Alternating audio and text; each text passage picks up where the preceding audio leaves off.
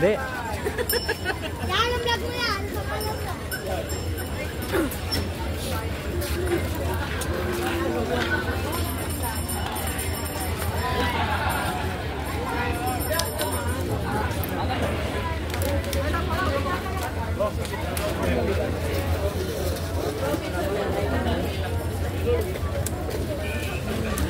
At tinanggal ko pa.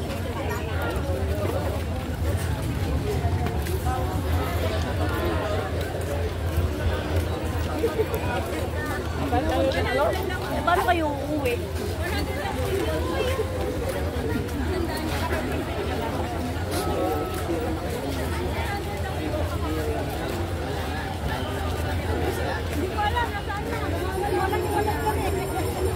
Hindi ko alam kung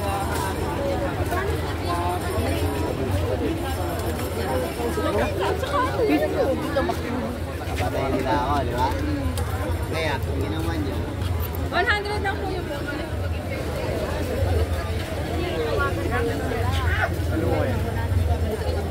Uy! Pasal na may hindi ko nila. Sampula, sampula. Sampula.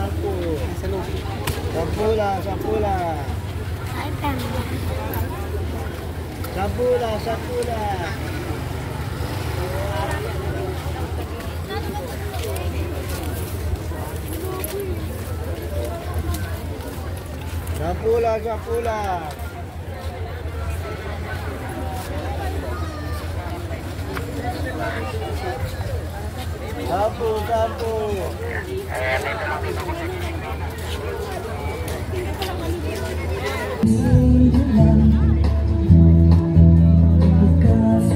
Naghihirap. Kaya talaga nila na gano'n na lang. Mapakita nila sa tao na which is yung flood control na for those projects. So marami rin na-apektuhan tayo. Kaya dapat make sure din natin kung sino dapat yung managot sa mga problema. Managot nga yung mga and mag-take ng accountability kung sino talaga. Sobrang tagal na ng issue na yun and wala pa rin napapanagot. Tapos hanggang sa pinapabayaan na lang nila hanggang sa makalimutan ulit. Bale, nagre-repeat lang uli yung cycle katulad sa mga nakaraang administration. Bagat tinatakasan na lang po nila yung mga problemang nila po, nadulot nila. Hindi po nila kayang harapin po, hindi po nila kayang harapin ang sarili.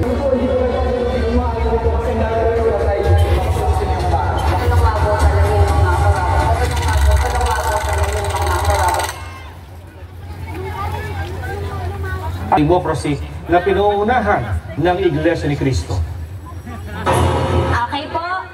Hello po mga kapatid. Ako po uli ang kapatid na Dani Kapat Guevara at nandito pa rin tayo sa Quirino Grandstand kung saan isinasagawa ang Rally for Transparency and a Better Democracy. And tulad nga ng nabanggit natin kanina, marami ding mga nagrarally ng mga kapatid natin sa ibang bansa pero sa social media, ayan, napakaganda ng mga comments nila. Eto, magbasa po tayo ng ilan sa kanila.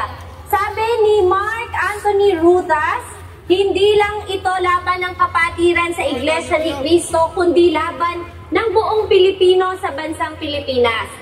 Ipahahayag lang ang saloobin ng bawat Pilipino sa mga nangyayari at kailangan ng transparency. Totoo yung sinabi ni Kuya Mark, hindi lang ito laban ng mga kaanib sa Iglesia ni Cristo, kundi laban din ng buong Pilipinas. Sabi naman ni Liz Manalo, the 3-day rally is expected to highlight the public clamor for a proper and transparent investigation regarding the anomalous flood control projects and other climate projects where over ₱1 trillion were estimated to have been lost due to corruption since 2023. Iglesia ni Cristo spokesperson and minister of the gospel, Brother Edmund Samaria, said even INC non-members of the Iglesia ni Cristo are welcome to join the INC rally. Totoo po yan. Kaya kahit hindi po kanit sa Iglesia ni Cristo, ay welcome na welcome po kayo sa isinasagawa nating rally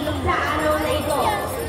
Ang sabi naman ni Frenya, ingat po kayong lahat mga kapatid, ipinapanalangin po namin kayo, ipinapanalangin po namin ang ating bayan at kapwa Pilipino na dumanas ng sobrang kaapihan. Magkaisa po tayong lahat laban sa korupsyon, ibigay po ang nararapat sa mamamayang Pilipino at pananagutin o papanagutin ang mga umabuso sa ating maunlad, payapa at nagkaisang Pilipinas. #Rally for Peace, #accountability, better democracy and peace. Sabi naman ni Bing Santos, I am a devoted Catholic, but I support the rally against corruption. Sabi nga niya, non-partisan. Totoo po yan, non-partisan ang gagawin nating rally at hindi ito pangingialam sa politika.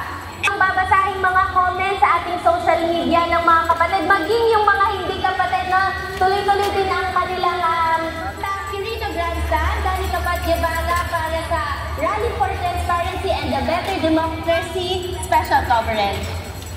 Maraming salamat Kapatid Danica. Magbabalik pa po ang special coverage ng sinasigawang rally na pinangungunahan ng Iglesia ni Cristo.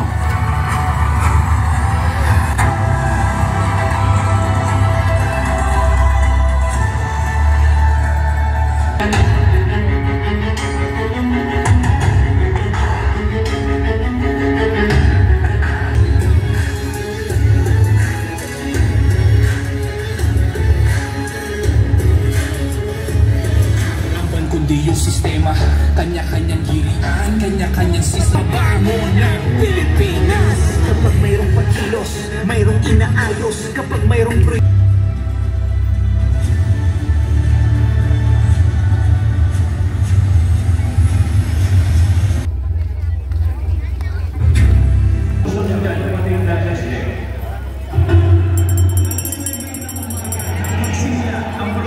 Magtutuloy-tuloy, hindi titigil ang aktibidad na ito dito sa Quirino Grandstand.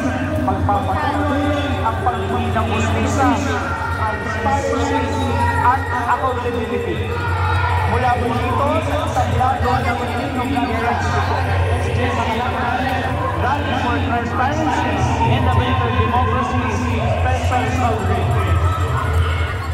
Maraming salamat.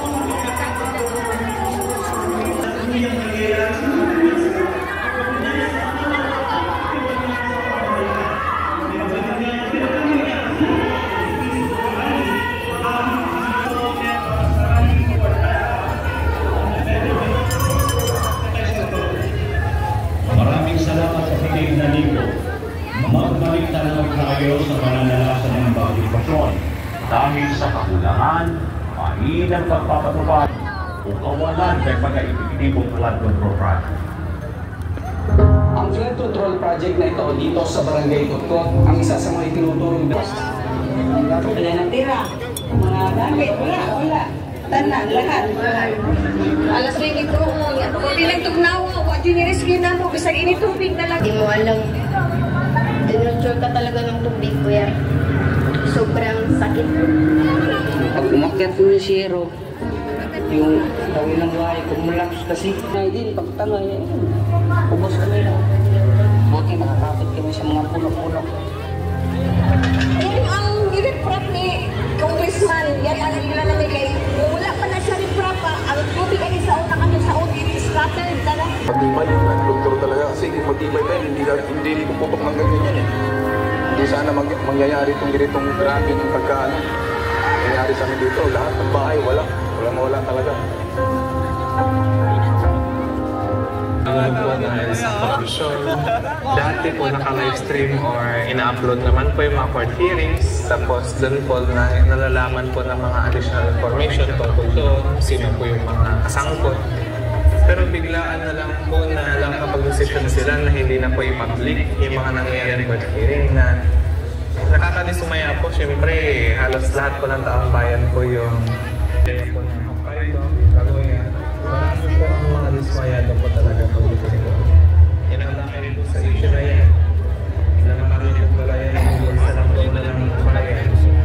Ayusin lang po nila yung trabaho nila at huwag po sila maging makasarili. Kasi kung nagiging sakit sila, alas mas marami po yung mga naapektuhan ng negative impacts ng mga pinagagawa nila. At sa naman yung mga kababayan natin mula sa Canada. Kawawa naman ang mga kapwa Pilipino na nalabog sa baha dahil sa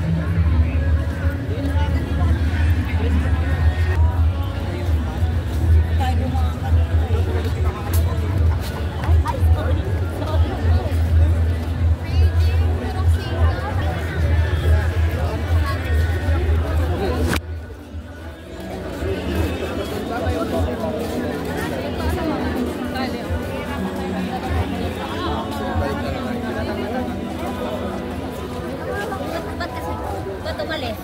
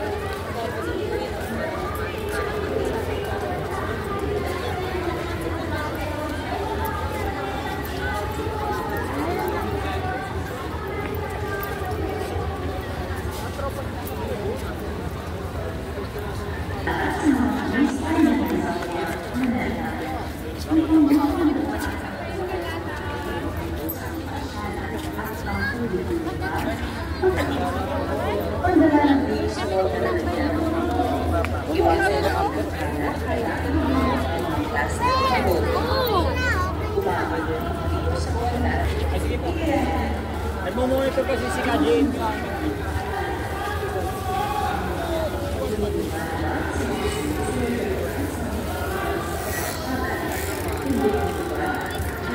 Kung saan-saan.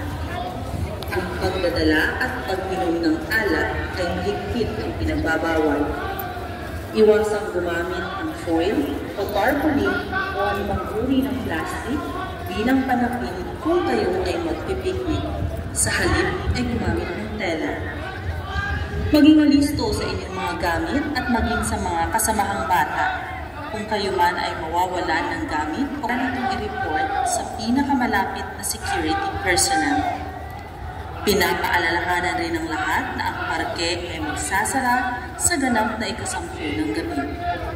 Maraming salamat at maligayang pagbisita sa parke.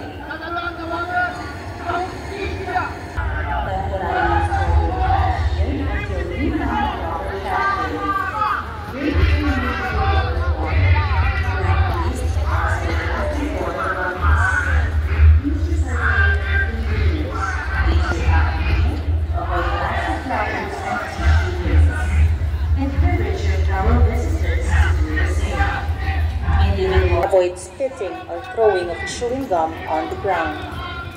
Bringing and consuming alcohol. Avoid using foil or